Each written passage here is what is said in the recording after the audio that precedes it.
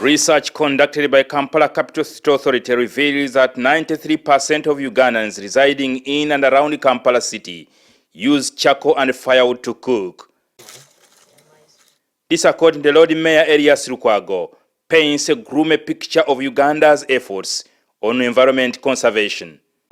And from the statistics posted by the Ministry, the Energy here, the Energy Ministry, Nankabirwa here, they indicate that actually in all urban centers, it's 1.8 million tons of charcoal we are consuming annually.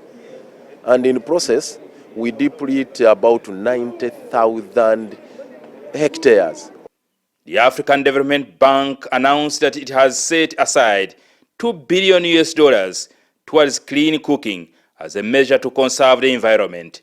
We will be committing up to $2 billion as part of our own lending finance to countries to purely address the issue of clean cooking.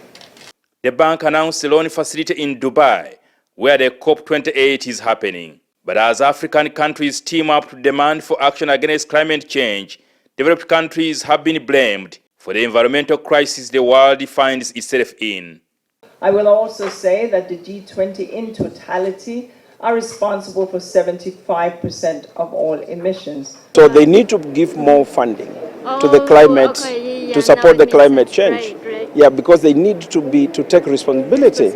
The more you produce and the more you give carbon emissions, the more you need to take financial responsibility. This week in Dubai, the Energy Minister Ruth Nankabirwa launched Uganda's energy transition plan that will see the country adopt the use of solar energy and gas. Uganda has ample potential for solar, hydroelectricity, geothermal, wind, nuclear.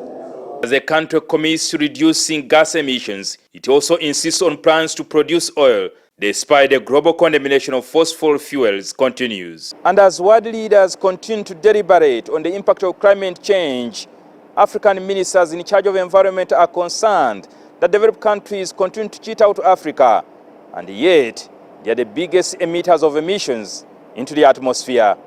Jingo Francis, NTV in Dubai, United Arab Emirates.